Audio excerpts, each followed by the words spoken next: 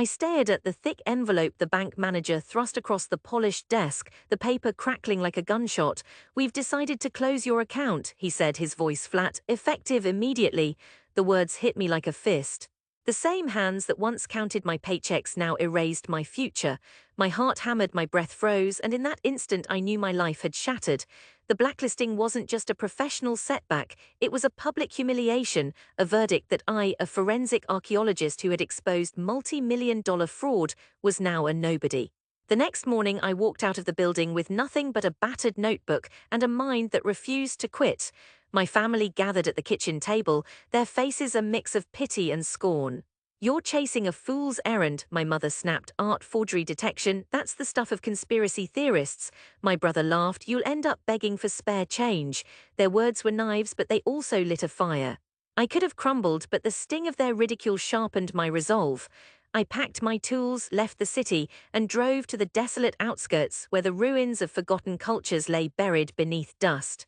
For years I roamed abandoned sites, cataloguing cracked pottery, faded frescoes, and forged signatures with a magnifying glass and a stubborn heart.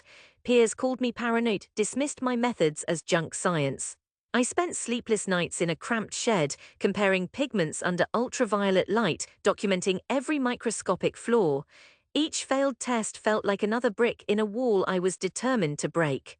I submitted my findings to dusty journals, only to receive rejection letters that smelled of contempt. Yet I persisted, collecting evidence, building a database, and slowly, imperceptibly, the academic world began to notice. A renowned conservator invited me to a conference, a university offered a modest grant, a leading museum asked me to authenticate a disputed Caravaggio. Months later, standing before a crowd in Geneva, I unveiled the truth behind a painting hailed as a masterpiece for decades. Microscopic analysis revealed a modern synthetic pigment hidden beneath the surface, a forgery of unprecedented skill. Gasps rose, applause thundered, and the director of the museum whispered, "You've changed the game." My work was published in the prestigious Journal of Cultural Heritage, cited in textbooks, and my name appeared on a new forensic protocol now taught worldwide. The field that once mocked me now sought my expertise. I used the fees from high-profile authentications to fund a daring project, restoring the barren, eroded lands of my hometown, turning them into thriving ecosystems through sustainable agriculture and water harvesting techniques inspired by ancient irrigation methods I had uncovered on site. The once desolate fields now sprouted green, attracting wildlife and revitalizing the community. Last summer, I received an invitation I never imagined, a family reunion at the old farmhouse where I grew up. My mother, now frail, and my siblings, who had once scoffed, greeted me at the door. The house, once a symbol of our modest roots, now stood beside a newly built gallery showcasing authenticated masterpieces, and beyond it, fields of golden wheat stretched toward the horizon. As we walked through the gallery, my sister gasped at a restored Rembrandt, its colors vibrant as the day it was painted.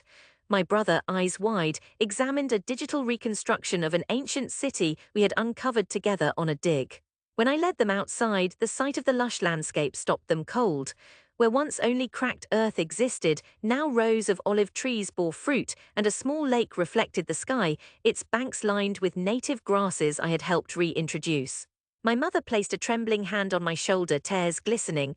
"We were wrong," she whispered. "We thought you were an embarrassment, a fool. You proved us wrong, not just with art but with life itself."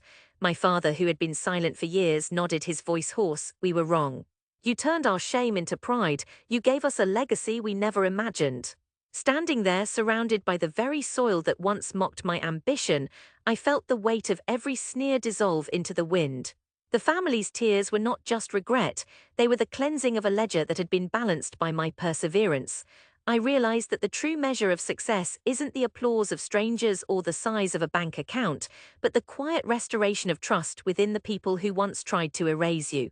My journey taught me that ridicule is often the echo of fear, and perseverance is the loudest answer. The farm, the gallery, the lake, each a testament that a dream dismissed as ridiculous can become a beacon for others. I no longer seek validation from those who doubted. I let my work speak for itself, and in its authenticity I find the happiest triumph of all: a life reclaimed, a family healed, and a future built on the unshakable foundation of my own truth.